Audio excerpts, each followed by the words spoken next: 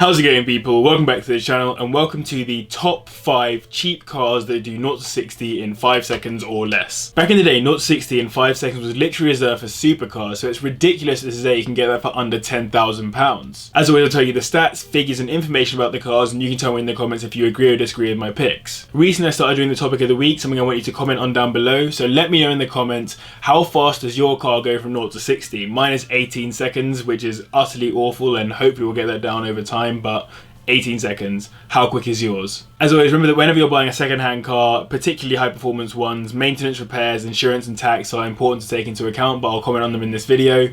And remember also that I do from the UK market perspective, so prices in other countries may differ. Remember to hit the like button if you enjoy this video, the subscribe button if you want to see more like it in the future, but without further ado, let's get into the video.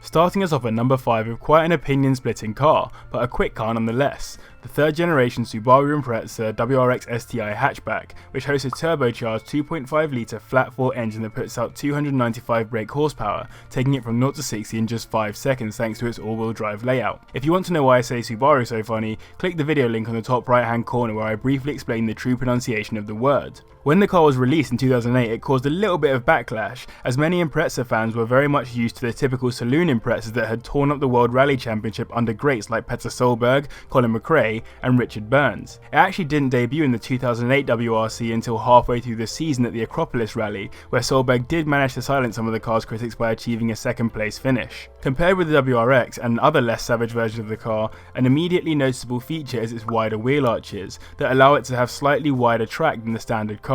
In my opinion, this makes it a lot better looking than the standard car, which is a bit of a letdown when compared with its ancestors. It also features aluminium suspension components, a multi-mode electronic stability control, and Subaru Intelligent Drive, or SI Drive, with 3 modes. It also has an interesting differential setup, whereby the driver can switch between manual and automated diff locking depending on how involved they want the car to be in their driving experience. This also allows the driver to split the torque distribution between wheels. It's important to note that the price of these cars are heavily influenced by their spec, which means although you can get a high spec, high mileage one for as little as $9.5 grand, you can pick up a lower spec STI with just 70,000 miles on the clock for around the 10k mark, which really isn't that bad for the package you're getting. One thing I would say though is that the brand isn't very good at making comfortable and enjoyable interiors, but of course that's just my opinion, and the car isn't really made to be a luxurious cruiser, so it's kind of a moot point. In terms of reliability, the Subaru has a mixed reputation. Some people suggest they are utterly bulletproof, while others actually make memes about how often the cars go wrong. All I can tell you is what owners say,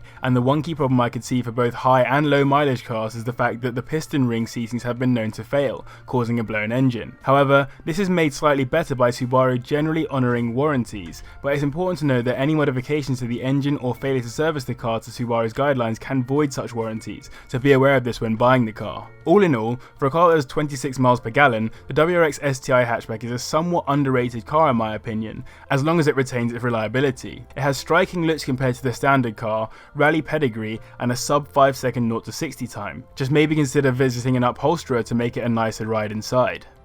Coming in at number 4 we have the E63 BMW 650i, which also manages a 5 second 0 to 60 time thanks to its 4.8 litre V8 engine that puts out 361 brake horsepower and 490 Nm of torque. The one thing you have to note immediately about this second Gen 6 series is its rear end, which drew a lot of criticism when the car was released in 2003. Though the car's exterior was designed by Adrian van Hooijdonk, apologies for ruining that name, it was based on the 1999 BMW Z9 concept car that was envisioned by Chris Bangle, which means that the car shares the infamous Bangle butt for a boot. This unnecessarily oversized backside is also visible on the BMW 7 series, and though BMW have tried to justify this part of the design, the nickname sticks. Then again, as this was created in the early 2000s, big butts weren't quite as popular as they are today, so maybe it would do a little better in the era of Kim Kardashian and Nicki Minaj etc. Moving on from the car's rear end, the car does get slightly better looking, but I personally am not a huge fan of the way it looks, even after the revised facelift editions that came in 2008. The way it performs is somewhat more interesting however,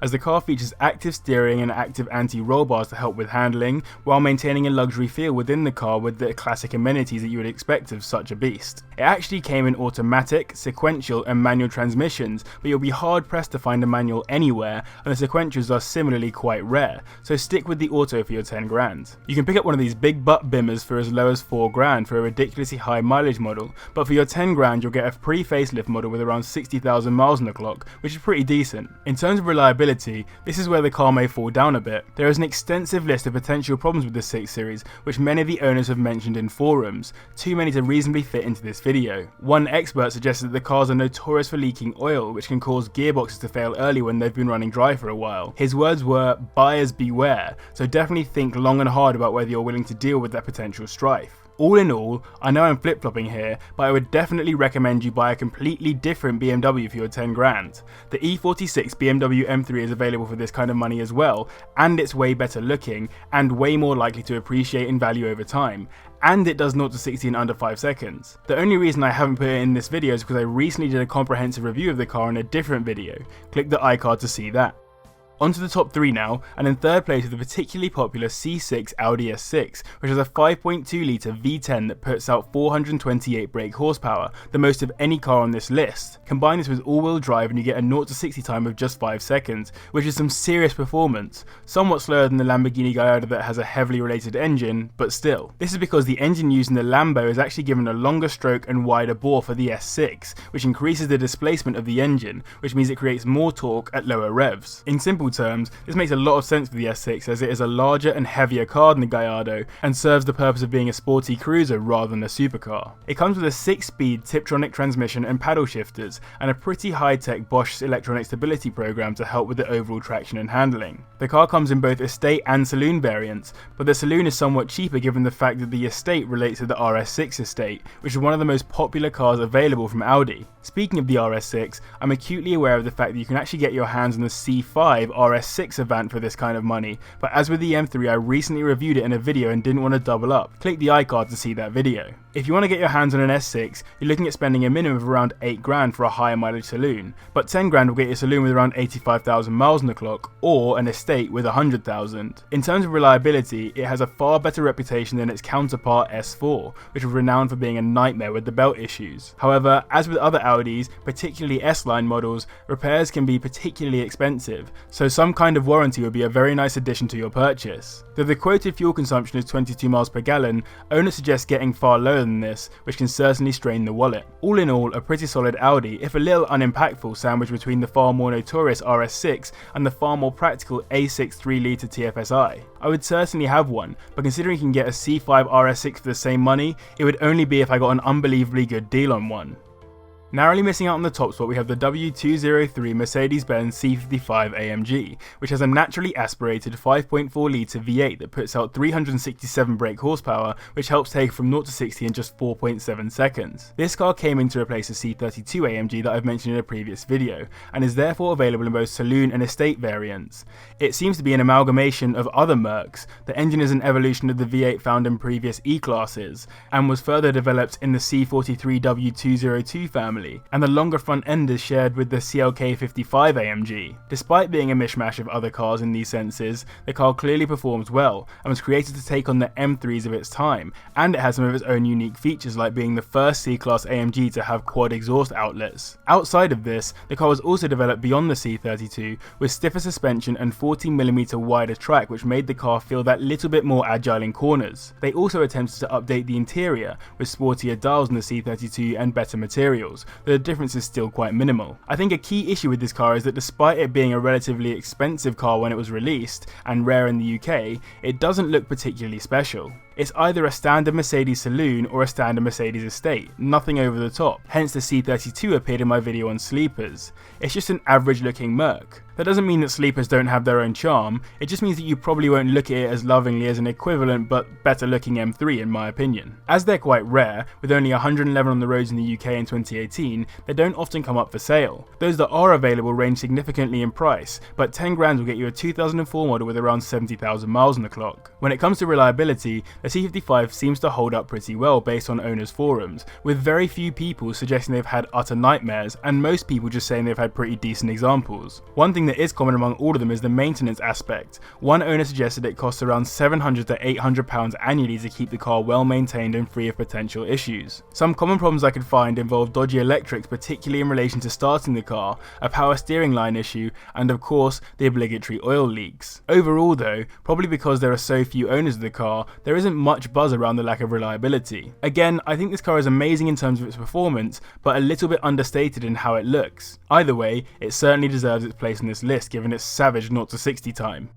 Finally, taking the top spot in this video are the Mitsubishi Lancer Evo 6 GSR, the first time I've included an Evo on one of my lists despite my love for the car, and I'm glad it takes the top spot. It has a 2-litre turbocharged straight four that puts out 276 brake horsepower, which is in fact the least amount of power on this list, but thanks to its rally pedigree and all-wheel drive layout, it has a claimed 0 to 60 time of just 4.4 seconds. Despite being the oldest car on this list, considering it was released in 1999, this car is still super quick and revered in the car world. This evolution had a focus on cooling and engine resilience, with a larger intercooler, larger oil cooler, and new pistons to help relieve the strain on the engine. The usual GSR and RS models were accompanied by a third model, the RS2, which joined features from both of its formers to be the middle ground. I mentioned this car's rally pedigree, and this was very much displayed in the December 1999 Tommy Mäkinen edition that commemorated Mäkinen winning his 4th consecutive title for Mitsubishi, which he won in an Evo 3, 4, 5 and 6 between 1996 and 1999. You definitely can't get either the RS or the Tommy Mäkinen edition for under £10,000.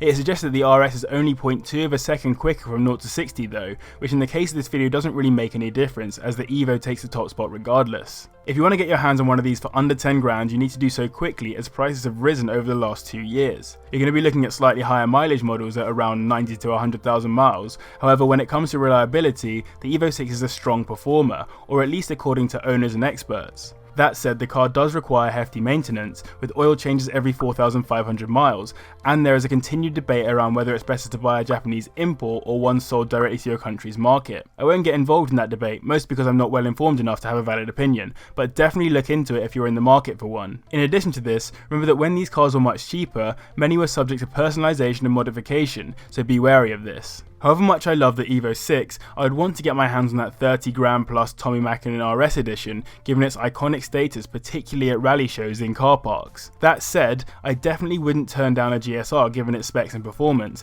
and it well deserves a top spot on this list.